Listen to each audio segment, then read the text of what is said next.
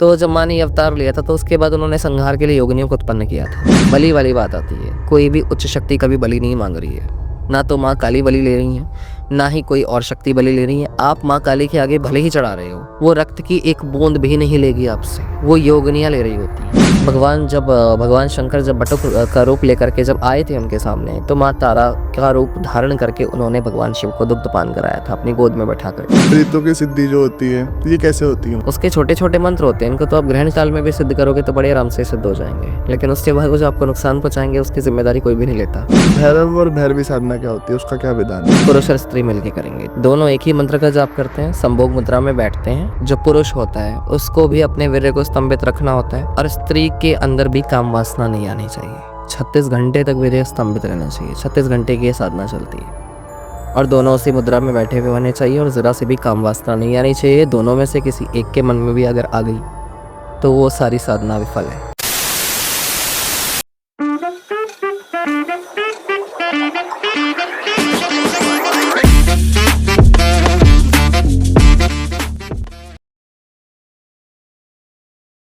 नमस्कार, स्वागत है आप सबका मिस्टिकल टॉक्स के एक और नए एपिसोड में। और मैं आशा करता हूँ आप सब बहुत ही अच्छे होंगे। और दोस्तों, आज जो हमारे साथ मेहमान मौजूद है, सबसे पहले मैं उनका स्वागत करना चाहूँगा। अघोरी रुद्रनाथ जी, बहुत बहुत स्वागत है आपका। आदेश आदेश जय श्री महाकाल, बहुत बहुत धन्यवाद आपको भी दोबारा बुलाने के लिए। जी, तो पहला वाला जो हमारा एपिसोड था उस पे जनता का बहुत प्यार मिला, काफ़ी लोगों ने पसंद किया, आपकी जो जो बातें थी लोगों को बहुत अच्छी लगी, तो हमने कहा दोबारा एक एपिसोड रखा जाए। आपका बहुत बहुत धन्यवाद, दोबारा से हमारे बुलाने पर आप आए। जी, तो जैसे हम देखते हैं कि तंत्र के ऊपर अचानक से 2-3 सालों के अंदर बहुत ज़्यादा ट्रेंड में आ चुका है तंत्र, बहुत बात होने लगी है इसके ऊपर। तो इसके पीछे का कारण क्या है? और दूसरी चीज़ कि क्या आने वाले समय में और ज़्यादा बात होगी तंत्र के ऊपर? सबसे पहला कारण तो यही है कि लोगों ने सारी गुप्त क्रियाओं को, प्रक्रियाओं को, हर एक चीज़ को प्रत्यक्ष करने का प्रयास किया जा रहा है यहाँ पे, वो भी सिर्फ इसलिए कि उनकी अपनी पब्लिसिटी हो सके और कुछ नहीं। अभी एक और चीज़ आपने सुनी होगी जो कहने में चल रही है कि कुछ नहीं मिल रहा तो बाबा बन जाओ, बहुत स्कोप है। तो वो सबसे बड़ी दिक्कत वही आ रही है क्योंकि इसमें सनातन बदनाम हो रहा है, किसी का भी कुछ नहीं जा रहा, पर अपना ही नुकसान हो रहा है उसमें। तो सोशल मीडिया देख कर के छोटे-छोटे बच्चों को भी आजकल ये हो रखा है कि हमको भी साधनाएँ करनी है, हमको भी तांत्रिक बनना है, हमको भी तंत्र साधनाएँ करनी है, शमशान पूजना है, ये सब चीज़ें करनी है। तो ये जिस तरह से दिखाया जा रहा है, बहुत अट्रैक्टिव वे में दिखाया जा रहा है, बहुत आकर्षित उस चीज़ से लोगों को किया जा रहा है, उसमें अपनी तरफ खींचा जा रहा है कि जितना लोग ज़्यादा देखेंगे, उतना हमारी तरफ आएँगे, उतना हमारा व्यापार चलेगा, क्योंकि तंत्र को तंत्र छोड़ा नहीं गया, वो व्यापार बना के रख दिया। लोगों की भलाई के लिए इसकी उत्पत्ति हुई थी, लोगों के हित के लिए इसकी उत्पत्ति हुई थी, संसार के हित के लिए इसको जो है उत्पन्न किया गया था। भगवान शिव ने जब इसको उत्पन्न किया था अपने श्रीमुख से, तो उसके बाद उसका संचालन जो करती है शक्ति करती हैं। लेकिन आज के समय में वो सारी व्यवस्था को एक बहुत बिगाड़ने का प्रयास किया जा रहा है और कुछ भी नहीं है। जो कुछ नहीं आता लोगों को, बस इतना हो रखा है कि एक वेशभूषा धारण कर ली है, भले ही अंदर से कुछ उनको पता हो या ना पता हो, पर इतना है कि मासूम लोगों को लूटने में कोई बड़ी बात नहीं है वो। सिर्फ़ उनको ये चाहिए कि 4 पैसे ले लिए, उसके बाद कुछ भी बता दिया, तो लोग तो मानेंगे, क्योंकि आज के समय में सबसे बड़ी गलती ये तांत्रिकों की नहीं है इनकी। ये सबसे बड़ी गलती है कि जो लोग उस चीज़ को देख रहे हैं और समझने की कोशिश भी नहीं कर रहे हैं। सबसे बड़ा इसमें एक जो आप कह सकते हो कि सबसे बड़ी गलती कह सकते हो कि अपने शास्त्रों से वंचित हो जाना। अगर समाज में जो लोग रहते हैं, अगर वो अपने शास्त्रों पर ध्यान देना शुरू करें, अपने शास्त्रों को पढ़ना शुरू करें, तो अगर ये व्यवस्था बनाई जाए, तो बहुत उससे ये प्रभाव पड़ेगा कि लोग झूठ से बचेंगे। मिथ्या से बचने का एक बहुत बड़ा इसमें योगदान होगा कि अपने शास्त्रों की तरफ अगर लोग बढ़ना शुरू कर दें, अगर वो खुद से भी थोड़ा बहुत पढ़ते हैं, तो उनको कुछ चीज़ें समझ आना शुरू हों। कम से कम वो इस भ्रम से दूर होंगे कि असल में तंत्र बुरा नहीं है, वो बनाया गया है, प्रदर्शित किया गया है। तो सबसे बड़ी दिक्कत यही आ रही है, लोग खुद से नहीं करना चाहते। लोग ये चाहते हैं बस कि दूसरा हमको आके बता दे, दूसरा हमारे लिए कर दे और हम ठीक हो जाएँ। तो सबसे इसमें एक और मेन बात जो आती है, वो ये आती है कि अपने कर्म से पीछे भागना। लोग कर्म नहीं करना चाहते, लोगों को ये चाहिए कि कोई ब्राह्मण हमारे लिए अनुष्ठान कर देता, कोई तांत्रिक हमारे लिए कोई क्रिया कर देता, ऐसा कुछ कर देता तो हम ठीक हो जाते, हमारे कष्टों का निवारण हो जाता। तो वो अपने शास्त्रों से भागकर अपने आप को ही इस चीज़ से वंचित कर रहे हैं। तो वो अपना नुकसान करा रहे हैं, वो किसी और का नहीं है। ऐसे लोगों की तो दुकान चल ही रही है, वो तो व्यापार बना दिया, वो चल ही रहा है। इस वजह से तंत्र ज़्यादा इस समय बदनाम हो चुका है। और तंत्र कोई बुरी चीज़ नहीं है। सबसे पहली बात, तंत्र एक सिस्टम है, ठीक है? तंत्र एक सिस्टम है, एक व्यवस्था है तंत्र, जो कि संचालित करने का एक माध्यम कह लो, या कुछ भी आप कह सकते हो कि जिस तरह से अगर सरल भाषा में समझाया जाए तो तंत्र एक ऐसी व्यवस्था है जो कि मंत्र शक्तियों को जागृत करके उससे संसार का भला किया जाता है। अगर आध्यात्मिक तरीके से देखें तो वो तंत्र है, और तंत्र तो हर जगह है। आपके शरीर में भी तंत्र है, आपके शरीर में तंत्रिका है, नाड़ियाँ हैं, ये सब चीज़ें, ये जो भी आपका शरीर है, जो उसकी व्यवस्था है, उसको तंत्र कहा जाता है। सो इसी तरह समाज की संसार की जो व्यवस्था है, उसको तंत्र कहा जाता है। तो तंत्र एक सिस्टम है, तंत्र उससे कोई गलत नहीं है, तंत्र हर चीज़ में होता है। वो लेकिन लोगों ने उसको इस तरह से बना दिया है कि तंत्र का मतलब काला जादू। ये चीज़ लोगों के दिमाग में सबसे पहले आती है कि तंत्र मतलब काला जादू, तांत्रिक मतलब काला जादू करने वाला, पर ऐसा नहीं है। तांत्रिक एक व्यवस्थित अपनी साधनाओं को करके अपनी एक व्यवस्था बनाता है कि किस तरह से अपने आप को साधना है, वो तंत्र होता है। ना कि ये कि काला जादू करना, किसी पर उल्टा-सीधा कोई षटकर्म करना, ये सब इसका ये तो पार्ट है। पर गलत करने के लिए वो कभी बनाया ही नहीं गया था। वो हमारे ऊपर है कि हम तलवार को किस तरह से प्रयोग करते हैं, किसी के गलत के लिए या किसी के सही के लिए। तो तंत्र में मतलब तंत्र कितने प्रकार का होता है? जैसे हम मैंने सुना है कुछ कौलाचारी बोलते हैं अपने को कौला तंत्र। ये सब मार्ग हैं उनके, अच्छा। ठीक है? एक होता है सबसे अगर देखा जाए तो शैव संप्रदाय और शाक्त संप्रदाय। अब शैव में भी कई सारे मार्ग आते हैं। आप नाथों की प्रथा में जाकर देख सकते हैं, नाथ संप्रदाय कहा जाता है। शैव एक मत है तो उसका एक है नाथ संप्रदाय है, गिरि संप्रदाय है, और अघोर पंथ है, ठीक है? और कालमुख संप्रदाय का एक पार्ट अघोर पंथ बोला जाता है। बहुत सारी चीज़ें ऐसी हैं, और उसके बाद शाक्त संप्रदाय आता है, उसमें कौल मार्ग आता है, वाम मार्ग, ये सब चलता है, और दक्षिणा मार्ग आता है। तो ये तो व्यवस्थाएँ हैं उसको चलाने के लिए, कि कैसे वो चलेगा, किस तरह से उसको संचालित किया जाएगा, किस तरह से, कब, कहाँ, किस चीज़ की ज़रूरत है। पर भेद कुछ नहीं है, सबका मार्ग भले ही अलग है परंतु लक्ष्य एक ही है, अपने आप को साध कर उस चीज़ से, इस मायाजाल से, इस भवसागर से मुक्त हो जाना और संसार का कल्याण। ये 2 चीज़ें इसमें होती हैं। लेकिन लोगों ने उस चीज़ को गलत प्रदर्शित किया है, वो उनकी गलती है। अच्छा, तंत्र के अंदर कौन-कौन से देवी-देवताओं का प्रयोग किया जाता है?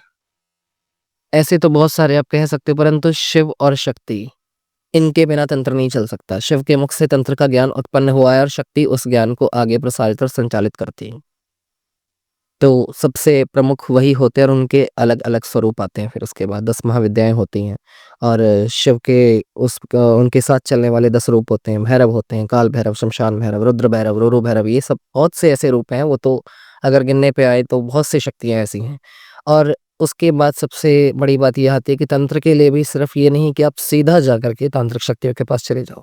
सर्वप्रथम आपको एक योग्य गुरु की आवश्यकता पड़ेगी, ठीक है? उसके बाद फिर वो आपके खुद के घर के पितरों का पूजन करवाएँगे, आपके कुल देवी-देवताओं का पूजन करवाएँगे, फिर वो आपके इष्ट का पूजन करवाएँगे, आपके ग्राम देवी-देवताओं का, जो भी आपके ग्राम देवता है, क्षेत्रपाल वगैरह जो होते हैं। उसके बाद फिर आती है बात गोरखनाथ जी का, इसमें बहुत बड़ा योगदान होता है।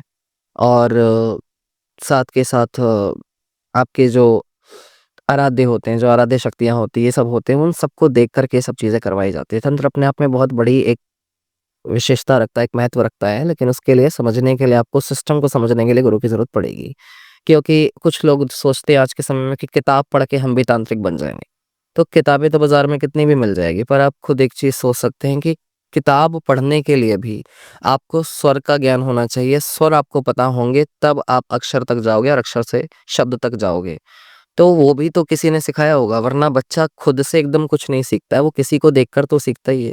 सो उसके लिए भी कम, उसकी पहली जो होती है गुरु माँ होती है, वो उसको सिखाती है। तो इसमें भी योग्य गुरु की आवश्यकता पड़ती है। तो शक्तियाँ तो बहुत है, परंतु शिव और शक्ति का जब सम्मेलन होता है, वो तब जाकर तंत्र का प्रयोग आप कर सकते हो। उसके उनके बिना कुछ भी नहीं कर सकते।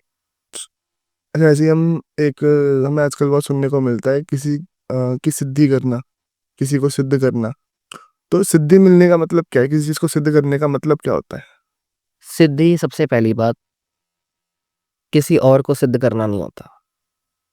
अपने आप को साधना होता है।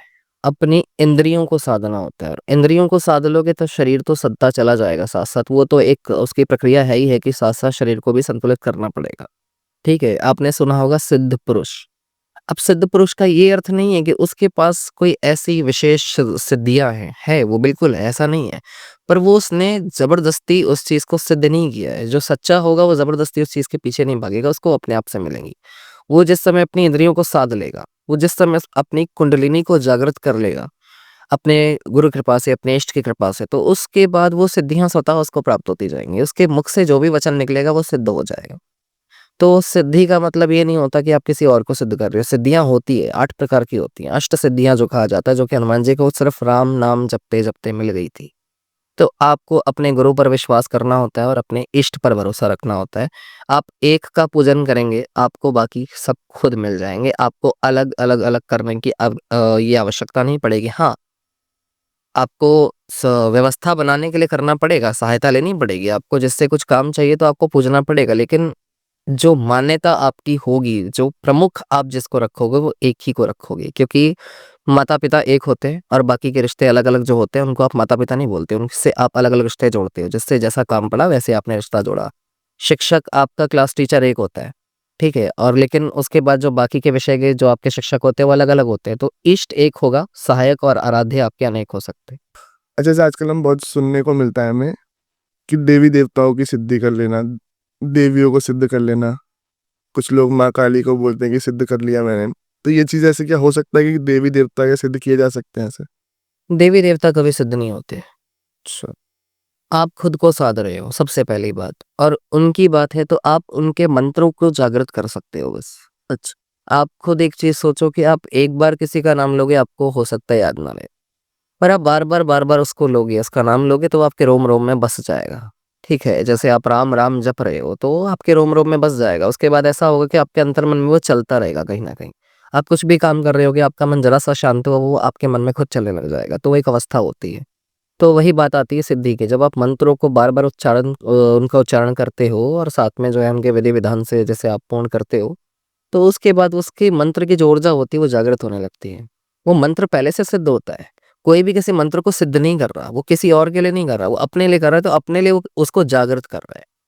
ठीक है? अब आपको गाड़ी चलानी है, वो पहले से चल रही है, लेकिन आप बटन दबा के उसको स्टार्ट कर रहे हो। तो मंत्र का भी वही है कि आप उसको अपने लिए जागृत कर रहे हैं। मंत्र तो भगवान का नाम है, उसका स्वरूप है, देवता का एक रूप होता है, उसको मंत्र कहा जाता है। तो वो तो पहले से जागृत है, वो सिद्ध पहले से है। आप उसको अपने लिए जागृत कर रहे हो, उसका अंश अपने लिए जागृत कर रहे हो। आप उसको जितना-जितना उच्चारण करोगे, वो धीरे-धीरे करके जागृत होता जाएगा। लेकिन सबसे बड़ी गलती आज के समय में ये हो रही है कि एक मंत्र को छोड़कर 10 मंत्रों के पीछे लोग भागते हैं कि आज ये कर लिया, अगले दिन वो करेंगे। कोई भी मंत्र 11 दिन में, 41 दिन में, 21 दिन में कुछ भी ऐसा नहीं होता कि वो पूरी तरह सिद्ध हो जाए। तो थोड़ा बहुत आपको प्रभाव ज़रूर दिखाएगा, क्योंकि उसमें भगवान का नाम लिया गया है। ठीक है? तो अगर आप भगवान का नाम लोगे तो कहीं न कहीं तो सकारात्मक ऊर्जा का प्रभाव पड़ेगा ही पड़ेगा, लेकिन उसका ये अर्थ नहीं है कि वो जागृत या सिद्ध हो गया। उसके लिए समय लगता है, तप तपस्या होती है, उसके बाद आपको ईश्वर की कृपा मिलती है और उनकी ही इच्छा से आपको जग कल्याण के लिए आपको शक्तियाँ प्रदान की जाती हैं, और व्यवस्थित रूप से आप उनको जब प्रयोग करते हो, तो अपने साथ-साथ आप दूसरों का भी उद्धार करते हैं। ऐसे अभी आपने बीच में 10 महाविद्याओं का ज़िक्र किया था, तो 10 महाविद्या क्या होती है? थोड़ा मैं इस पे सही से जानना चाहूँगा आपसे। आदि शक्ति के ही 10 रूप हैं वो। सबसे पहली बात तो 256 महाविद्या होती हैं, 10 नहीं होती हैं, 10 तो प्रमुख होती हैं। अच्छा, महाविद्याएँ 256 होती हैं, जो कुल मिलाकर के होती हैं, वो 256 महाविद्याओं में से जो 10 प्रमुख स्वरूप होते हैं, उनको 10 महाविद्या कहा जाता है। सबसे पहली इनमें जो आती हैं, वो महाकाली आती हैं, ठीक है? और महाकाली ही 10 महाविद्याओं की बाकी जो 9 महाविद्याएँ हैं, उनकी इष्ट है। अच्छा, हुँ, तो महाकाली से ही इनके बाकी के स्वरूप जागृत हुए हैं।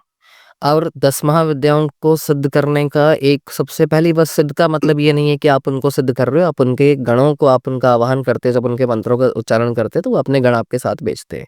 तो महाविद्या कभी खुद से उठ के आपके पास से ऐसे प्रत्यक्ष नहीं होती इतनी जल्दी से। पहले अपने गणिकाओं को, अपनी सेविकाओं को भेजेंगी वो, अपने सेवकों को भेजेंगी, आपके काम करवा देंगी। वो केवल आदेश करेंगी बैठकर। हाँ, जहाँ आप उनका स्थान दोगे, आप विराजमान करोगे, वो केवल वहाँ बैठेंगी। आकर के बैठेंगे, लेकिन वो भी इतनी जल्दी नहीं होता, गुरु कृपा के माध्यम से होता है। तो उसमें ये होता है कि अब जैसे आप महाकाली को पूज रहे हो, तो माँ आप एक को ही कहोगे, बाकियों को भी संबोधित करोगे, लेकिन मानोगे एक ही को।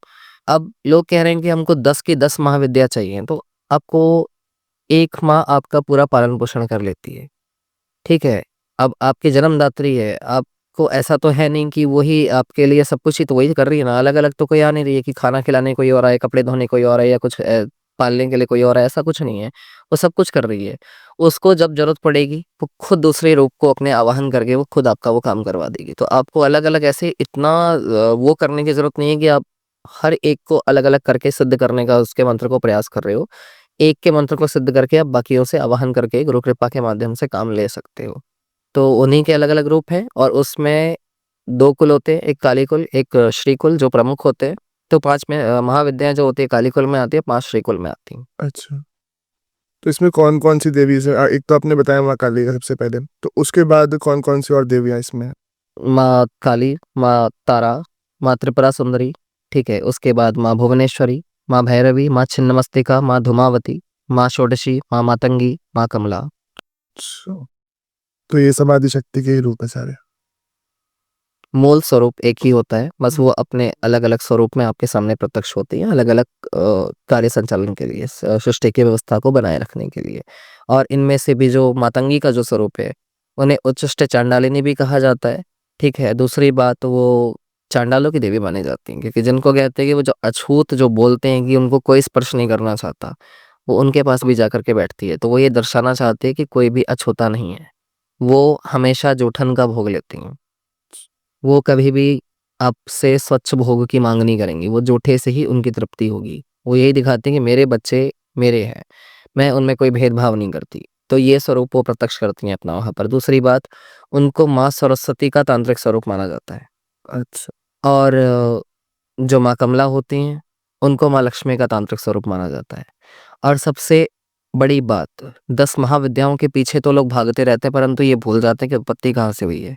जब तक आप उस रूप की पूजा नहीं करोगे, आप कोई भी महाविद्या की कृपा नहीं पा सकते। तो अगर आपको किसी एक महाविद्या की कृपा भी पानी है, तो आपको उस रूप तक जाना ही पड़ेगा और ये बात आज के लोग नहीं बताते। लोग सीधे 10 महाविद्याओं के पास भेज देते हैं कि जाओ दीक्षा लो। उससे पहले कई चीज़ें होती हैं, पर सबसे प्रमुख जो बात यहाँ आती है, वो आती है माँ पार्वती की। तो क्योंकि उन्हीं के सारे रूप हैं। तो जब तक आप माँ पार्वती की आराधना नहीं करोगे, तब तक आपको किसी भी महाविद्या की कृपा नहीं मिल सकती। अच्छा 10 महाविद्या कोई भी कर सकता है या फिर इसे गुरु के सानिध्य में ही करना चाहिए? गुरु के बिना कुछ भी नहीं हो सकता। गुरु के बिना आप एक प्रेत को भी सिद्ध नहीं कर सकते, तो वो तो महाविद्या है। गुरु के बिना आप विद्या ग्रहण नहीं कर सकते, तो महाविद्या तो बहुत दूर की बात है। तो गुरु के बिना कुछ भी संभव नहीं है। करने को कोई भी कर सकता है, लेकिन वही कर पाएगा। करने 1000 बैठेंगे, पर निकलेगा कोई एक ही।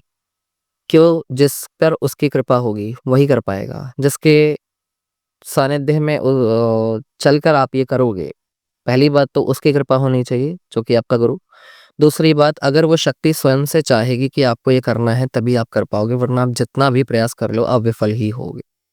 तो कुछ लोग आजकल जो रुचि लेकर के इसमें ज़बरदस्ती घुसने का प्रयास कर रहे हैं कि हमको भी जो है अघोर पंथ में जाना है, दीक्षा लेनी है, इस संप्रदाय में जाना है, कौल मार्ग में जाना है, शाक्त संप्रदाय में जाना है, आप अपनी इच्छा से नहीं जा सकते, जब तक उसका अब जो है बुलावा उसकी तरफ से नहीं होगा।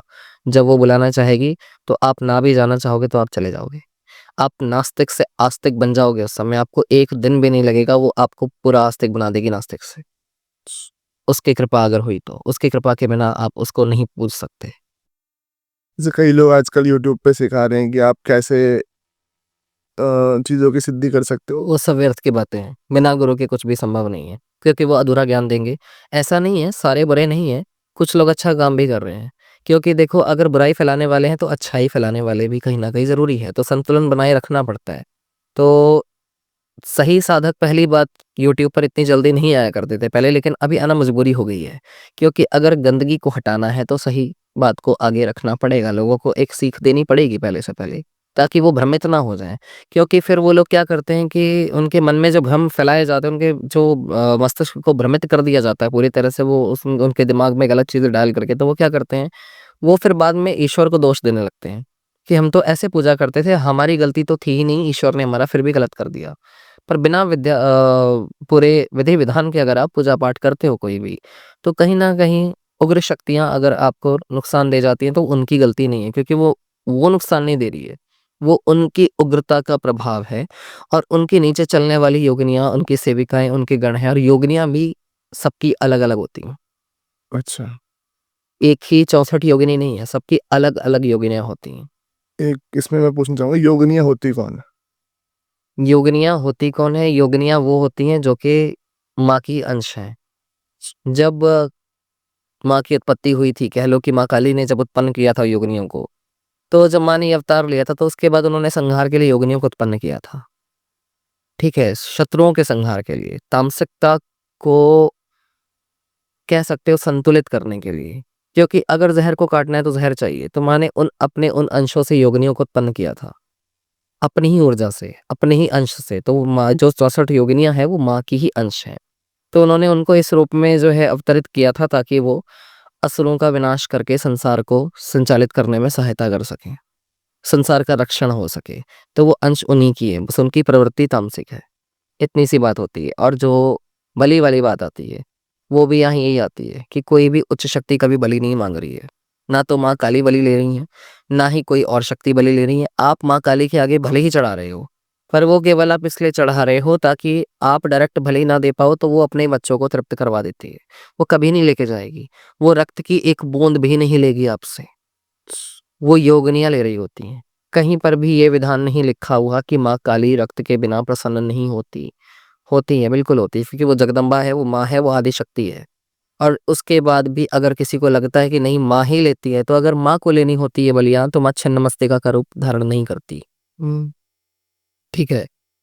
तो मेन बात वो आती है कि माँ छिन्नमस्तिका का रूप धारण कर रही है, तो वो इसीलिए तो कर रही है। उन्होंने जया विजया की प्यास बुझाने के लिए अपने आप की गर्दन को काट करके वहाँ पे रक्तपान करवाया कि तुम दूसरों की बलि नहीं लोगी, निर्दोषों की हत्या नहीं करोगी, मैं तुम्हें अपने रक्त से तुम्हें तृप्त करूँगी क्योंकि तुम्हें जन्म देने वाली मैं हूँ। तुम्हें जन्मा मैंने है तो तुम्हारा पालन करना भी मेरा काम है, मेरा दायित्व है। तो सबसे बड़ी बात यहाँ ये आती है। तो योगिनियाँ बलि लेती हैं, ये बात सच है, लेकिन उनको भी जब आप दे रहे हो तब वो ले रही हैं, वो ज़बरदस्ती आपसे माँग नहीं कर रही है।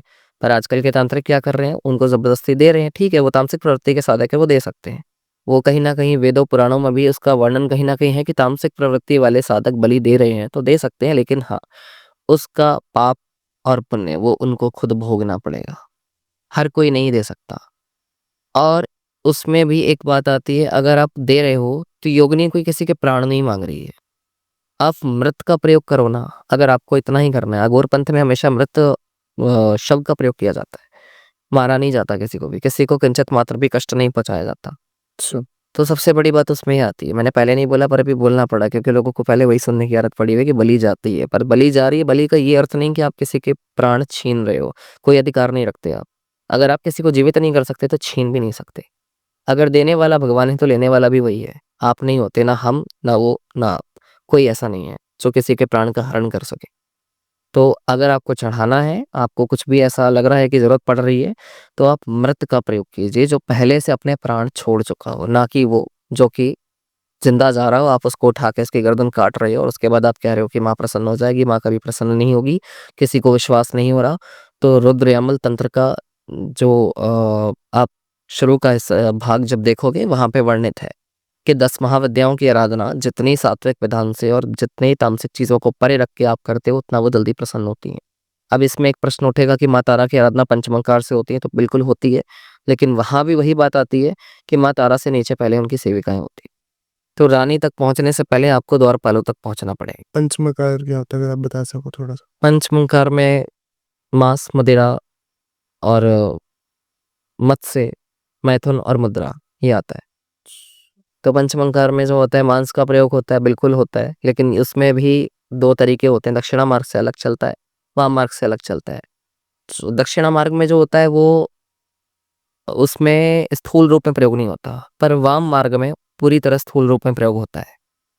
ये चीज़ होती है। जो 10 महाविद्या के अंदर से अभी जो ये देवी आप बता रहे हो, तो इनकी उत्पत्ति कैसे हुई? इनकी उत्पत्ति की कोई कहानी है, कुछ है? सबकी अपनी अलग-अलग है। अच्छा। जैसे माँ तारा की उत्पत्ति हुई है, सबसे पहले तो माँ काली ने अवतरण लिया था, जो कि भूत चौदस बोला जाता है, भूतेश्वरी चौदस बोला जाता है, जिसको आप काली चौदस बोलते हो, छोटी दीपावली। उस दिन माँ का पहली बार जो है संसार में प्रत्यक्षीकरण हुआ था और वो भी भगवान शिव ने ही उनको जागृत किया था। माँ पार्वती से माँ काली का रूप जागृत हुआ था, ठीक है? तो सबसे पहले तो उनका अवतरण हुआ है, संसार की रक्षा के लिए, रक्तबीज के पान के लिए उनका हुआ था। चंड-मुंड का संहार उन्होंने किया, तो असुरों से रक्षण के लिए उनका अवतरण हुआ था। वो तामसिकता नहीं वो धारण करती, वो तामसिकता की संचालिका है। वो तामसिक नहीं है, वो तामसिक गुण को संचालित कर रही हैं। अगर वो तामसिकता संसार में इतनी बढ़ जाएगी, तो फिर कुछ भी नहीं बचेगा। अगर सात्विकता बढ़ जाएगी, तो भी कुछ ना कुछ बिगड़ेगा, ठीक है? और अगर राजसिकता अधिक हो जाएगी, तो भी बिगड़ेगा। तो तीनों गुणों को एक संतुलित मात्रा में रखना पड़ता है। और हाँ, लेकिन ये बात भी सच है कि उन तीनों गुणों से ऊपर उठ के ही आप मोक्ष पा सकते हो। तो संसार में संचालन चल रहा है वो अलग बात है, लेकिन जिस समय जिसकी यात्रा पूर्ण होने का समय आता है, तो वो अपना संन्यास लेकर के, अपने गुरु के मार्ग में चल के, अपने गुरु के सानिध्य में चल करके, उसके बाद वो तीनों गुणों से मुक्त होकर के यहाँ से मोक्ष पा लेता है। और यही माया महामाया की एक माया है कि आपको इससे बाहर निकलना है। ये गुण माया के अंदर आते हैं और वो महामाया है, वो इनके अधीन नहीं है, ये गुण उनके अधीन है। तो काली तामसिकता की संचालिका है। दूसरी बात, तारा की उत्पत्ति की बात करी जाए तो जब माँ काली का क्रोध शांत नहीं हुआ था, तब भगवान शंकर जब बटुक का रूप लेकर के जब आए थे उनके सामने, तो माँ तारा का रूप धारण करके उन्होंने भगवान शिव को दुग्धपान कराया था अपनी गोद में बैठा करके। तो ऐसे ही एक-एक करके इनकी अवतरण होते हैं। अब माँ बगलामुखी की बात करी जाए तो अब पीताम्बरा भी उनका नाम पड़ा हुआ है, क्योंकि जब उनकी उत्पत्ति हुई थी, भगवान विष्णु ने उनकी आराधना करी थी, उनका आवाहन किया था, तो वो समुद्र का रंग पीला पड़ गया था। तो वो जल का रंग ही पीला हो गया था। वहाँ पीली रोशनी से वो इतना प्रकाश था, पीला प्रकाश था, तो उनका नाम पीताम्बरा पड़ गया उस समय से। तो ये आपने एक और चीज़ सुनी होगी कि किसका आसन कैसा होना चाहिए, किसके वस्त्र कैसे होने चाहिए, किसकी साधना में, तो उसका भी ये विशेष महत्व ये होता है कि उस शक्ति की जो ऊर्जा का रंग आपके सामने है, जो आपको महसूस हो रहा है, जो आभास हो रहा है, उसका जो आभा मंडल का जो रंग है, जो उसका प्रकाश आपको दिखाई दे रहा है, तो उस रंग के वस्त्र आप धारण करते हो, उसी रंग का आसन, ये सब चीज़ें चलती हैं। अब मालाएँ भी सबकी अलग-अलग होती हैं। अघोर पंथ में तो आप एक ही माला का प्रयोग कर सकते हो। शैव के साथ आप पूजन करते हो शक्ति का, क्योंकि शिव के साथ ही शक्ति का पूजन होता है अघोर में, शिव के बिना होता नहीं है। होता शाक्त में भी नहीं है, लेकिन उसका नियम थोड़ा-सा अलग हो जाता है। वहाँ शाक्त प्रमुख माना जाता है, यहाँ शिव को प्रमुख माना जाता है। तो इसमें आप एक ही रुद्राक्ष की माला पे सबका जप कर सकते हो, लेकिन शाक्त परंपरा में जब आप जाओगे, तो वहाँ पे माँ काली के जाप पुरातन समय में दांत माला पर हुआ करते थे। दांतों की माला बनाई जाती थी, मुर्दे के दांत उखाड़े जाते थे और उससे माला बनाई जाती थी। उसके बाद और भी होती हैं, काले हकीक से जप होते हैं, हर चीज़ अलग-अलग सबका होता है। अब जैसे एक होती है चंद्रिका माला होती है, चंद्रिका माला से जप किया जाता है। अब चंद्रिका माला से जप किया जाता है, वो चंद्र लगने की जो देवियाँ होती है, उनका जप किया जाता है। लेकिन एक इसमें एक्सेप्शन आता है, एक जो है वो ये है कि पीताम्बरा। माँ पीताम्बरा सूर्य लगने की देवी हैं, पर फिर भी उनका जप चंद्रिका माला से किया जा सकता है, उसमें कोई परेशानी नहीं है। पर माँ बगलामुखी के लिए प्रमुख जो है वो हल्दी की माला मानी जाती है। और ऐसे ही लाल मूंगा की जो माला होती है, उसमें राजसिक देवियों की साधना ज़्यादा की जाती है। पर अघोर में रुद्राक्ष पे सब कुछ चल सकता है, क्योंकि वहाँ शिव को साथ लेकर के उन शक्ति को वामा मान करके पूजन किया जाता है। तो और शक्ति की जो परंपरा है, शक्त परंपरा, उसमें विधान अलग-अलग हो जाते हैं। उसमें कुछ ही शक्तियों का आप रुद्राक्ष पे कर सकते हो, सबका नहीं कर सकते। उसमें विधान अलग होते हैं। जो 10 महाविद्याएँ जो हैं ये 10 देवियाँ जो हैं, तो इनके मंदिर भी हैं कहीं? जैसे माँ काली का आप देखो तो जी। कलकत्ता में दक्षिण काली मंदिर जो उनका है, ठीक है? और माँ तारा का तारापीठ है। माँ कामाख्या, त्रिपुरा सुंदरी भी उनको कहा जाता है, ठीक है? तो वो तृतीय महाविद्या उनका स्वरूप माना जाता है, तो वहाँ उनको एक एक साथ आप मान सकते हो। वहाँ छिन्नमस्तिका का मंदिर है और छिन्नमस्तिका का एक स्वरूप चिंतापूर्णी भी माना जाता है, जो कि हिमाचल में विराजमान है। तो ऐसे बहुत से इनके मंदिर हैं। अच्छा रुद्रनाथ जी, जैसे अभी आपने मांस का तो बताया कि मांस का प्रयोग कैसे किया जाता है, क्या होता है उसके पीछे का कारण। तो हम देखते हैं मदिरा का भी और एक संभोग का भी नाम आता है, तंत्र के साथ जोड़ा जाता है। मैथुन। तो इसके बारे में थोड़ा आप बताओ। पहली बात, काल भैरव की बात करी जाए तो उनको तो श्राप है कि आप जाकर के इधर, जब ब्रह्म हत्या का दोष उनको लगा था, भगवान शिव ने उनको खुद ही श्राप दिया था अपने ही स्वरूप को, कि आप धरती पर जाकर के विचरण करोगे और उसके बाद वहां भटकोगे और काशी में जाकर के आपको मोक्ष मिलेगा। तो वहीं आप स्थापित वो वहां पे हो गए थे, ठीक है? ब्रह्म हत्या से उन्हें वहीं पर मुक्ति मिली थी, क्योंकि जिस समय उन्होंने ब्रह्मा जी का शीश काटा था, तो वो शीश उनके साथ साथ ही चल रहा था, उनका पीछा नहीं छोड़ रहा था। तो जब वो काशी में जाकर उन्होंने स्नान किया, तो इसीलिए काशी की इतनी महिमा बताई जाती है। तो वहाँ उनको उस दोष से मुक्ति मिली थी। तो वो काशी के कोतवाल भी कहलाते हैं और शक्ति के साथ भी भैरव का स्थान होता ही होता है, क्योंकि शक्ति के रक्षक भी वो कहलाते हैं वहाँ पे, ठीक है? शक्ति के भी द्वारपाल कहलाते हैं। और दूसरी बात ये आती है कि उनको तो ब्रह्म हत्या के दोष में श्राप मिला था कि आप जाकर के धरती पर विचरण करोगे काम मनुष्य की तरह, और उसके बाद आप वहाँ पर तामसिक पदार्थों का भक्षण करोगे। तो इसीलिए उनको ये सब चीज़ें चढ़ती हैं।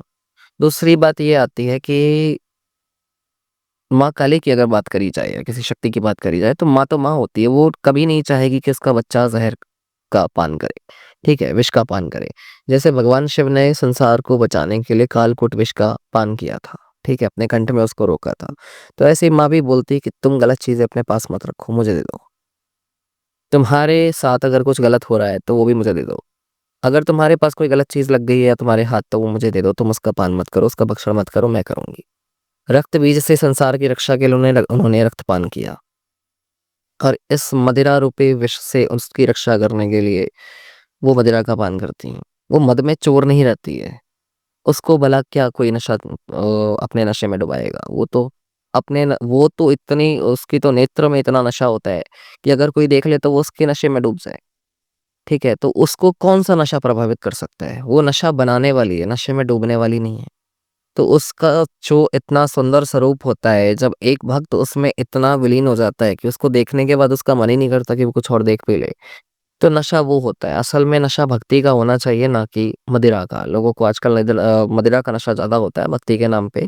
तो हर किसी को यही चाहिए कि चलो अघोरी बन के बैठ जाएँगे, काले कपड़े पहन के शराब पिएँगे, तो उसका एक विधान होता है, पात्र दीक्षा होती है, वो हर चीज़ होती है। उसमें आप ये नहीं कर सकते कि कुछ भी आप करे जा रहे हो और बड़े आराम से वो सब चीज़ें लोग कर रहे हैं, तो वो सिर्फ़ मदिरा पीने अगर आप उसमें आ रहे हो, तो वो आपकी कमी है। वो आपकी गलती है, वो दोष में गिना जाएगा।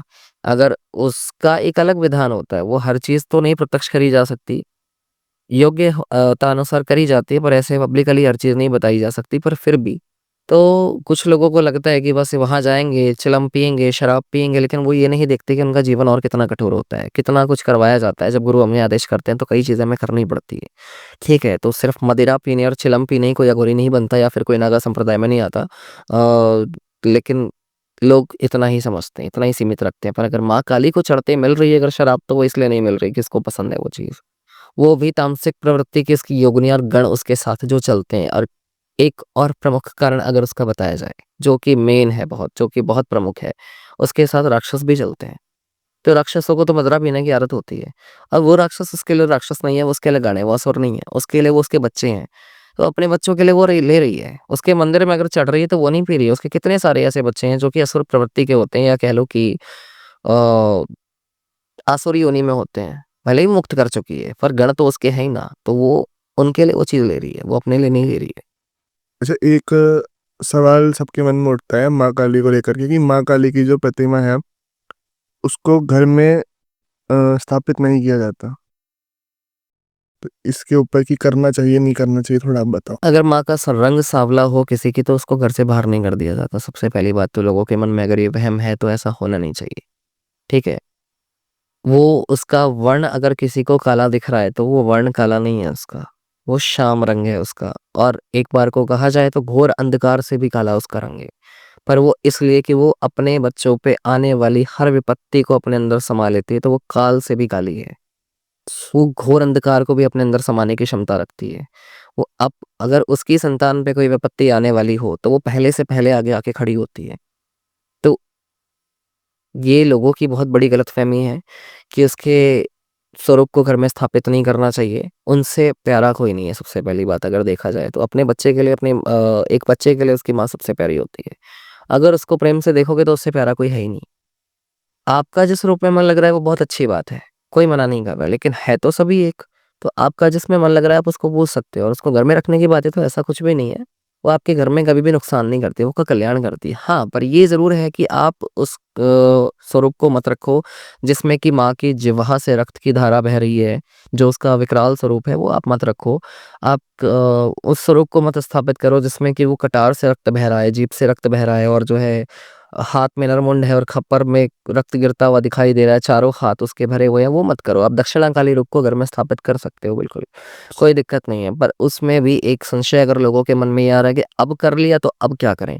कुछ मत करो, हटाना नहीं है, शांत कर देना है, ठीक है? उसको शांत कर सकते हो बड़े आराम से। अगर आपके पास चांदी का कोई पात्र है, उसमें आप शहद भर के थोड़ा-सा वहाँ पे रख सकते हो। प्रत्येक दिन रखना चाहो तो इच्छा है, हर 3 दिन में रख सकते हो, नहीं है सामर्थ हर हफ्ते रख सकते हो। थोड़ा-सा शहद भर के वहाँ आप उनके खप्पर पे रख सकते हो। अगर उनका विग्रह है, श्री विग्रह अगर है, विग्रह मतलब जो कि स्थूल स्वरूप जो उनकी मूर्ति आप कहते हो जिसको, अगर वो है तो आप उनके खप्पर में वो शहद भर के रख सकते हो चांदी के पात्र में। चांदी का नहीं है तो मिट्टी के में रख सकते हो आप, नहीं है तो पीतल के में रख सकते हो। स्टील वगैरह ना प्रयोग करना, पर चांदी, मिट्टी और जो है पीतल का पात्र, उसमें आप भर के शायद थोड़ा-सा रख सकते हो, तो उनका स्वरूप अपने आप शांत रहेगा। उनको सुगंधित धूप बत्ती या अगरबत्ती, वो अगरबत्ती घर में नहीं जलती है, पर धूप बत्ती वगैरह आप उनके सामने जलाइए, उनकी पूजा करिए, उनके सामने शिव पंचाक्षर स्तोत्र का पाठ कर सकते हो, उससे भी वो शांत होती हैं। और उनके सामने जो है काली चालीसा का उनका पाठ कर सकते हो, तो उससे उनका रूप शांत हो जाता है। उसमें कोई दिक्कत वाली बात नहीं है। अगर आपने उनको विराजमान कर रखा है तो बिल्कुल आपके मन में संशय नहीं आना चाहिए कि अगर हमने कर लिया तो अब नुकसान हो जाएगा। वो कभी भी फिर भी नुकसान नहीं पहुँचाएगी। वो आपकी विपत्तियों का हरण करेगी, आपका हरण कभी नहीं करेगी। वो रक्षण करती है अपनी संतान का और भक्षण करती है उनके शत्रुओं का। और सबसे पहली बात, शत्रु में भी एक चीज़ आती है। शत्रु कौन है? आप हमारे खुद के विकार। सबसे पहला विकार हमारा अहंकार होता है, हमारा मोह होता है, जो कि अत्यधिक अगर हो जाए तो वो भी हमें कष्टदायी देता है, ठीक है? वो हमें कष्ट देता है। अगर हम किसी से आस लगाए बैठे हैं, इतनी आस हम लगाए बैठे हैं कि वो बाद में जाके अगर हमसे वो विमुख हो रहा है, तो हमें उसमें भी दुःख होगा, तो हमारे मोह का नाश करती है सबसे पहले। अपनी तरफ आकर्षित करके दूसरों से मोह छुड़ाती है। हमारे अहंकार का नाश करती है, हमारे मद का, ठीक है? दूसरी बात, वो हमारे काम वासना का हमारे नाश करती है, ताकि हम किसी को भी गलत नज़र से ऐसे ना देखें। पर अगर कोई ग्रस्त है तो वो ग्रस्त अपनी ही स्त्री को देखे, पराई को ना देखे, तो वो हमारे विकारों का नाश करती है। वो कभी भी अपने संतान का नाश नहीं करती है, तो वो सिर्फ़ उसको बदनाम करने वाली बात है और उससे ज़्यादा कुछ भी नहीं है। और अगर आप उसको शांत रूप में आवाहन माँ का करोगे, तो उससे सुंदर आपको कोई नहीं दिखेगा। अगर आप उसको कहोगे कि आप अपने साम वर्ण में ना करके गौर वर्ण में आओ, तो वो उसमें भी आएगी। ये चीज़ अनुभव करने वाली है और मुझे वो बोलने की आदत नहीं है जो कि किताबों में लिखा हो। लिखी ठीक है जो लिखी है, लिखने को तो बहुत कुछ लिखा है, लेकिन मानता हर कोई नहीं है आज के समय में। मानना चाहिए पर फिर भी नहीं मानते। मानना है तो अपने शास्त्रों को मानो, बिल्कुल मानो। बहुत कुछ मिलेगा सीखने के लिए, लेकिन लोग नहीं मानते हैं। और कलयुग में वैसे भी आज के समय में कोई इतना सक्षम नहीं है हर कोई। कुछ ऐसा है कि कुछ लोग तो हैं जो कि साधु संत है, सन्यासी, वो बिल्कुल कर रहे हैं, आज के समय में भी कर रहे हैं। भले ही वो ग्रस्त होकर कर रहे हैं, चाहे संसार छोड़ कर को एक परे करके कर रहे हैं, पर कर रहे हैं। लेकिन हर कोई नहीं कर सकता, इसलिए आगम शास्त्रों का जो है विधान आना जाता है कलयुग में। ठीक है, तो आगमों में उल्लेख है, आप उस तरह से पूजन करिए। आपको इतनी क्लिष्ट विधि अगर नहीं आपसे नहीं करी जा रही है, हर नियम नहीं निभाया जा रहा, तो आप आगमों का पालन कर सकते हो, पर वो भी गुरु के सानिध्य में ही करना होगा। छोटी-छोटी चीज़ों का ध्यान रखना चाहिए। आपके साथ अगर कुछ घटना ऐसी घटित हो जा रही जो कि आपको लग रहा है कि सही नहीं है, तो उसका दोष माँ काली को नहीं जाना चाहिए, अपने कर्मों को जाना चाहिए सबसे पहले। दूसरों में दोष देखने से पहले अपने आप में देखना चाहिए, क्योंकि माँ कभी किसी का बुरा नहीं कर सकती। जहाँ माँ शब्द लग गया, अगर माँ लगा के धूमावती की भी आराधना करी जाए ना, तो भी वो बुरा नहीं कर सकती कभी। हाँ, पर गुरु होना ज़रूरी है, ताकि उसके साथ वाली चीज़ों को आप रोक सको, पीछे किस तरह से क्या करना है वो आप देख सको। और आराधना और साधना में अंतर है। अगर आप उसको घर में विराजमान करके माँ काली के स्वरूप को अगर आप घर में विराजमान करते हो और उसके बाद अगर आप उनकी आराधना कर रहे हो, बेशक करो, कोई दिक्कत नहीं है। अगर आप सोचोगे कि उनके बीज मंत्रों का जप करने बैठ जाएँ या उनके लिए जो है तांत्रिक विद्याओं से, उनका तांत्रिक विधान से पूजन करें, तो वो नहीं कर सकते। उसके लिए गुरु की अनिवार्यता है ही। आराधना करनी है, माँ के रूप में पूजना है, बिल्कुल कर सकते हैं। ऐसे अभी थोड़ी देर पहले हम सिद्धियों का जिक्र कर रहे थे, तो अभी मैंने आपसे उस टाइम पूछा था कि देवी देवताओं को सिद्ध किया जा सकता है नहीं, तो जैसे थोड़ी देर बाद आपने जिक्र किया था प्रेत को सिद्ध कर सकते हैं, प्रेत को सिद्ध नहीं कर सकते, तो क्या प्रेत की सिद्धि होती है? होती है। आप नीच शक्तियों को अपने अधीन कर सकते हो, उच्च शक्ति को कभी नहीं कर सकते। लोग बोलते हैं हमने माँ काली को सिद्ध कर लिया, हमारे पास माँ काली की सिद्धि है। जो पलक झपकते रचना कर सकती है और पलक झपकते सारे संसार को मिटा सकती है, उसको सिद्ध करने की क्षमता भला किसमें है? उसको अगर कोई साध सकता है तो वो एक ही है, वो है शिव। शिव के सिवा शक्ति को कोई भी नहीं साध सकता। और अगर किसी को भरोसा ना हो, तो आप इतना सा ही देख लो कि शिव के एक अंश कार्तिकेय को जब कोई साध नहीं पाया था, तो कौन साधने आया था? जिस घास पे जाकर के वो ऊर्जा पुंज गिरा था, वो माँ पार्वती का ही स्वरूप है। ठीक है, तो वहाँ भी फिर शक्ति नहीं साधा शिव के अंश को, तो शक्ति के अंश को शिव ही साध सकते हैं और शिव के अंश को शक्ति साध सकती है। तो दोनों का मिलन होना ज़रूरी है। कोई इंसान की इतनी क्षमता नहीं है कि शक्ति को साध ले, उसको सिद्ध कर ले। उसको साधने की क्षमता केवल उन्हीं में है। और अगर माँ काली का स्वरूप घर में विराजमान करना है तो इतना ज़रूर याद रखना चाहिए कि उनका वाम पाँव आगे की तरफ ना हो, सीधा पैर आगे की तरफ हो और नीचे शिव विराजमान हो, ताकि वो शांत रह सकें। क्योंकि शिव के बिना अगर शक्ति को रखोगे, बैठाओगे, विराजमान करोगे तो दिक्कत आएगी। और वो अधूरी नहीं चल सकती, वो अर्धनारीश्वर है, वो उनके बिना नहीं रहती और वो उनके बिना नहीं रह सकते। तो ऐसे ये प्रेतों की सिद्धि जो होती है, तो ये कैसे होती है मतलब? उसके छोटे-छोटे मंत्र होते हैं, इनको तो आप ग्रहण काल में भी सिद्ध करोगे तो बड़े आराम से सिद्ध हो जाएँगे। लेकिन उसके बाद वो जो आपको नुकसान पहुँचाएँगे उसकी ज़िम्मेदारी कोई भी नहीं लेता। गुरु भी सबसे पहले आपको एक चेतावनी देगा कि आप करना चाह रहे हो तो अपने रिस्क पे करना। ये मत सोच के बैठना कि उसके बाद तुमको कोई बचा लेगा। प्रेत योनि में जाने से उसके बाद तुम्हें कोई नहीं रोक सकता, अगर प्रेत सिद्ध कर रहे हैं तो। हाँ, ये गीता के वचन है कि अगर किसी भी योनि की आप पूजा कर रहे हो, आपको वही योनि प्राप्त होगी। दूसरी बात ये आती है कि प्रेत की बात अगर आ जाए तो प्रेत सिद्ध करने के लिए भी पहले किसी उच्च शक्ति की कृपा चाहिए ताकि आप उस प्रेत से बच सको, वरना वो प्रेत आपको ही नुकसान दे जाएगा। अगर उसको एक दिन खाना ना मिले तो वो आपको ही अपना भोजन बना के आपका भक्षण कर लेगा। अगर आपके पास किसी बड़े देवी देवता की जो है कृपा नहीं है तो आप प्रेत को नहीं चला सकते। हाँ, आपको प्रेत से काम लेने हैं, बिल्कुल आप ले सकते हो, हम भी लेते हैं, वो कोई बड़ी बात नहीं है। क्योंकि नीच कर्म में हम किसी देवी देवताओं का आवाहन करके बेवजह उन्हें परेशान नहीं कर सकते। तो नीच कर्म का मतलब ये नहीं कि कोई उल्टा काम, छोटा-मोटा कुछ काम हो, कोई ऐसी बात हो, तो उसको भी भले में प्रयोग किया जा सकता है। प्रेत को भी अगर आप सही से प्रयोग करोगे तो उससे भी भला करवाया जा सकता है। बस उसका विधान थोड़ा-सा अलग होता है। वो प्रत्यक्ष नहीं किया जा सकता हर जगह, लेकिन उसमें भी उसको स्वतंत्र रूप से सिद्ध मत करो। केवल उसका जो कुछ तांत्रिक क्रियाएँ होती हैं, कुछ तांत्रिक विधान होते हैं जो आप वहाँ क्रिया करके, उस प्रेत का आवाहन करके, उसके काम करा के उसको वापस वहाँ छोड़ सकते हैं। आपको सिद्ध नहीं करना। सिद्ध करोगे तो आपके साथ-साथ चलेगा।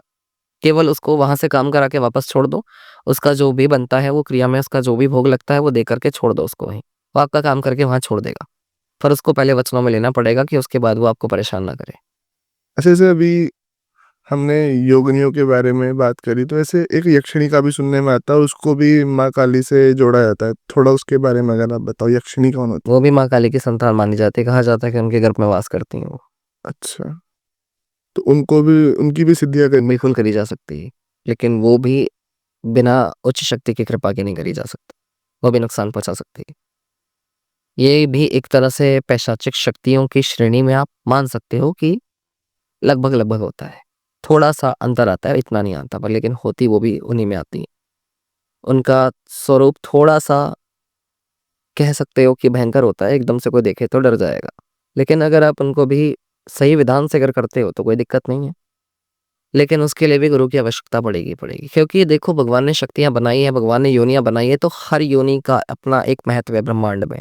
अगर यक्षिणियों को पूरी तरह गायब कर दिया जाए तो भी यहाँ का संतुलन बिगड़ जाएगा।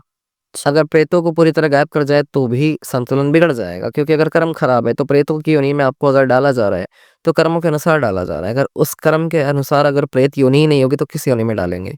तो भगवान ने सब कुछ सोच समझ के बनाया, तो कुछ भी व्यर्थ नहीं है, सबका एक अर्थ है। अगर रात ना हो तो दिन का भी कोई महत्व नहीं आएगा। अगर दुख ना हो तो सुख का कोई महत्व नहीं है। और अगर दुख नहीं मिलेंगे तो भगवान के मंदिरों में भी कोई जाना छोड़ दे। कहेंगे हम क्या करें जाके? कुछ एक ही होंगे जो कहेंगे कोई बात नहीं, हमको फ़र्क नहीं पड़ता। लेकिन फिर भी आज के समय में तो देख ही रहे हो कि कोई भी बिना काम के भगवान के मंदिर तक में नहीं जाता। तो सब चीज़ का अपना एक महत्व है। ऐसे हमने तो योगिनियों का ज़िक्र किया था, तो योगिनियों में और यक्षिणी में फ़र्क क्या होता है? दोनों ही उनकी सेविकाएँ होती हैं, अच्छा, ठीक है? लेकिन 64 योगिनियों का अपना एक उच्च स्थान होता है। 64 योगिनियाँ कोई खराब शक्तियाँ नहीं होती, कोई नीच लेवल की शक्तियाँ नहीं है वो। वो निचले स्तर की नहीं, वो उचले स्तर की शक्तियाँ हैं। 64 योगिनियों को मंडल में स्थान दिया जाता है। ठीक है, जब कोई यंत्र अगर आप स्थापित करोगे, माँ काली का कर लो या किसी का भी कर लो, तो वहाँ पर मूल जो यंत्र के बीच में जो बिंदी होती है, अब वहाँ बीज अक्षर लगा हो चाहे बिंदी लगी हो, वो मूल स्थान जो होता है वो मूल शक्ति का होता है। उसके बाद वहाँ पे डाकिनी, शाकिनी, हाकिनी, हंकिनी, माँ काली के यंत्र की अगर बात करी जाए उदाहरण के तौर पे, तो वहाँ पे ये सब बैठी होती हैं। उसके बाद योगिनियाँ होती हैं, 64 योगिनियाँ, 64 योगिनियों का अपना एक मंडल होता है वहाँ पे। तो सबका अपना एक अलग-अलग महत्व होता है। तो योगिनियाँ उच्च स्तर की होती है, यक्षिणियाँ थोड़ा-सा नीचे स्तर पे होती है। नीच और उच्च का मतलब ये नहीं है कि वो सांसारिक भाषा में नीच और उच्च है। हमारे लिए कुछ भी नीच और उच्च नहीं होता, बस इतनी सी बात है कि अगर आपको छत पे जाना है तो नीचे की सीढ़ी और ऊपर की सीढ़ी, तो ज़रूरत तो दोनों की है ना। तो वो वाली बात है, यहाँ पे ऊँच-नीच का कोई ऐसा भेद नहीं है। बस समझाने के लिए एक बात करी जा रही है। तो अपना एक स्थान होता है उनका, वो अपने छोटे-छोटे काम करती हैं और यक्षिणियाँ भ्रमण पे भी रहती हैं। अगर आप माँ काली का आवाहन करोगे, आप अगर उनसे कोई प्रार्थना करोगे, अगर छोटे-मोटे कोई काम है, अब वैसे तो बड़े से बड़े काम करने में भी वो सक्षम है, तो वो अपनी यक्षिणियों को भी भेज सकती हैं कि जाओ काम करके आओ। वो भ्रमण करेंगी, तो वो चीज़ें काम करती हैं, बिल्कुल करती हैं। वो उनके आदेश पर चलती हैं। अच्छा रुद्रनाथ जी, ऐसे हम देखते हैं कि भैरव और भैरवी साधना का सुनने में मिलता है। तो भैरव और भैरवी साधना क्या होती है, उसका क्या विधान है? सबसे पहली बात तो भैरव-भैरवी का जो विधान है वो ये है कि अगर उसका अर्थ समझा जाए, हुँ। तो वो शिव और शक्ति का मिलन है, अच्छा। ठीक है? शिव तत्व को शक्ति से मिलाया जा रहा है। तो उसमें एक तो पुरुष साधक चाहिए होता है और जो साध्वी होगी, जो स्त्री होगी, वो भी साधिका होनी चाहिए। ऐसे नहीं कि किसी के साथ भी वो आप करने बैठ गए। अच्छा, मतलब एक पुरुष और एक स्त्री मिलके करते हैं। पुरुष और स्त्री मिलके करेंगे, ठीक है? तो उसमें क्या होता है कि शिव और शक्ति का मिलन होता है और नई ऊर्जा का संचार होता है।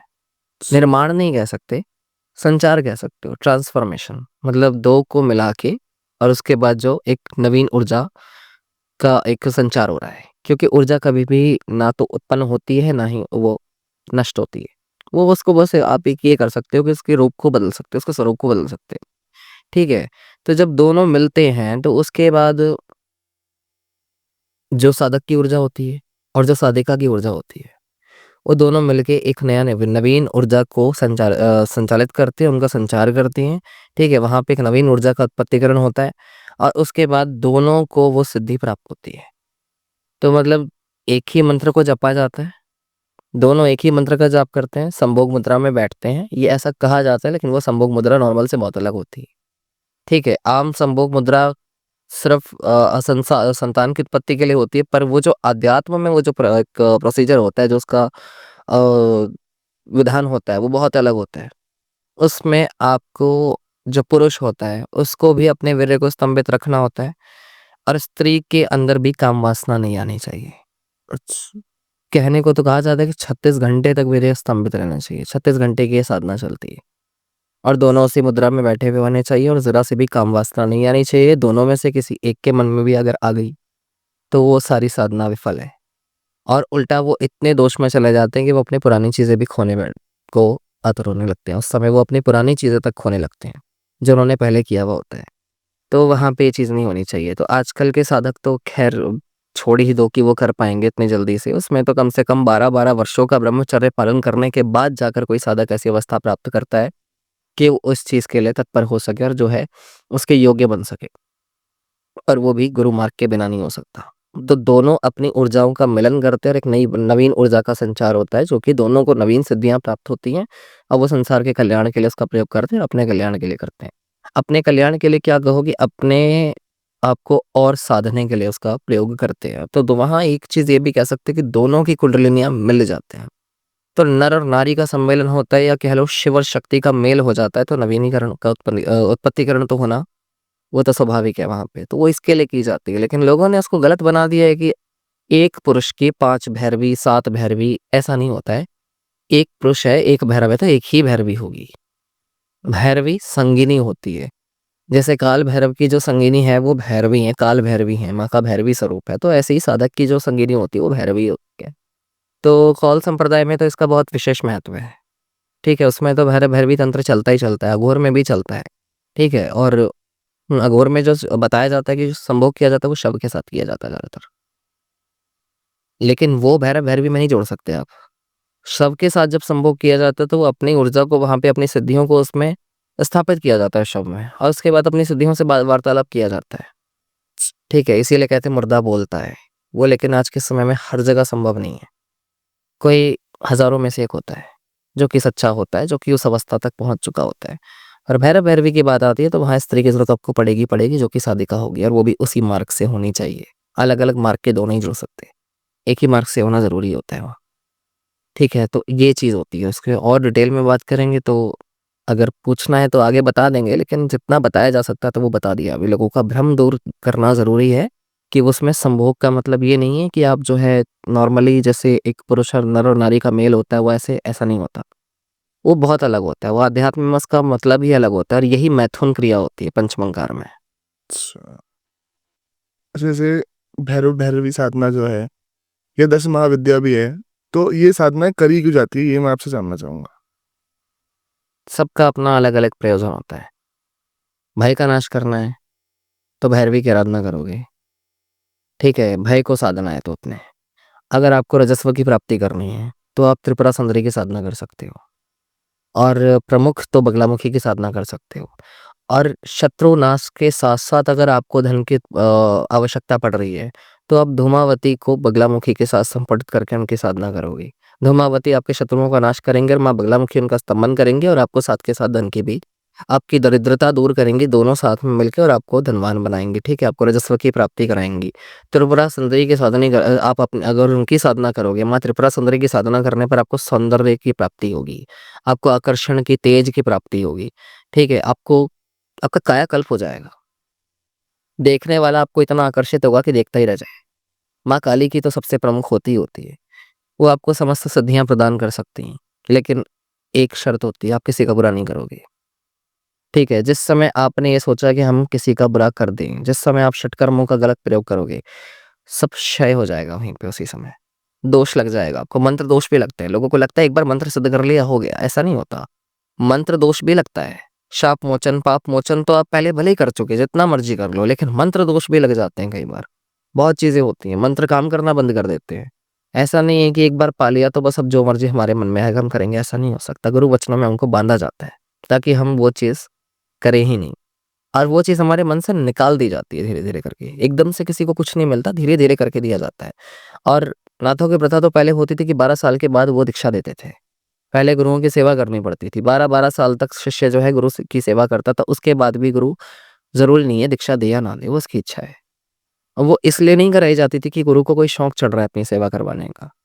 वो केवल इसलिए कराई जाती थी कि वो परिश्रम करना सीखे और उस 12 साल में वो व्यर्थ नहीं जाते थे उसके वो 12 साल। वो आचरण और विचरण दोनों देखता था कि गुरु कैसे रहते हैं, क्या करते हैं, किस तरह कैसे क्या होता है। एक अनुशासन सिखाया जाता था और भी बहुत चीज़ें होती थी। तब जाके दीक्षित किया जाता था और उसके बाद धीरे-धीरे करके कुछ चीज़ दी जाती थी। और गुरु मंत्र जब दिया जाता था तो उसके बाद ये नहीं है कि आपको बहुत सारे मंत्र एक साथ दिए जा रहे हैं, वो धीरे-धीरे करके दिए जाते थे। जब तक गुरु मंत्र जागृत ना हो जाए आगे का मंत्र नहीं दिया जाता था। तो गुरु मंत्र ही जागृत नहीं होगा तो आप और तो क्या ही करोगे? आप महाविद्या तो बहुत दूर की बात है, आप अपने गुरु मंत्र को ही जागृत नहीं कर पा रहे तो वो तो बहुत ही दूर की बात है। और कोई कर ले तो वो गुरु मंत्र में सब कुछ पा सकता है। तो महाविद्याओं की आराधना अलग-अलग प्रयोजनों के लिए की जाती है, संसार के संचालन के लिए की जाती है, अपने कष्टों के निवारण के लिए भी की जाती है और अपने आप को साधने के लिए की जाती है। और सबसे बड़ी बात अगर कही जाए, एक सार उसका कहा जाए, तो आपका जिस रूप में मन लगता है आप उसकी साधना कर सकते हो, अपने आप को साधने के लिए। क्योंकि अगर आपको नदी पार करनी है, तो आपको किसी का हाथ पकड़ने की ज़रूरत पड़ेगी ही पड़ेगी। आप किसी का भी हाथ पकड़ो, वो आपकी इच्छा है, आपका किसके साथ मन लग रहा है, ठीक है? माँ काली की आराधना जब आप करने लगते हो, तो आपके भय का सर्वनाश हो जाता है। भैरवी की जब आप आराधना करते हो, तो आपको मृत्यु तक का भय खत्म हो जाता है क्योंकि मृत्यु की जो देवी है वो भैरवी हैं, ठीक है? और वही यम को यमपाश दिए बैठी हैं, वो उनकी उपाधि यम को जो यमराज की उपाधि मिली है मृत्यु के देवता की, वो भैरवी से मिली है। तारा सूर्य में तेज उत्पन्न करती हैं। तारा से ही सूर्य को उनकी ऊर्जा मिलती है। सूर्य की ऊर्जा का जो स्रोत है वो माँ तारा है। तो ऐसे बहुत सी चीज़ें होती हैं। तो जैसे हम भैरव भैरवी साधना की बात करें, तो उसके पीछे का क्या कारण है कि मतलब किस चीज़ की प्राप्ति के लिए वो करी जाती है? अब आप एक चीज़ देख सकते हो कि अगर आप कोई रिसर्च कर रहे हो, आपके पास 2 चीज़ें पहले से हैं, आप उन दोनों को मिला करके देखोगे नया क्या बनता है, क्या चीज़ वो हमारे काम की बन सकती है, तो उससे आप नया काम ले सकते हो। अगर कोई ऐसी दिक्कत आ रही है कि मतलब उस वो तंत्र की एक हायर स्टेज है, वो बहुत उच्चतम स्तर है।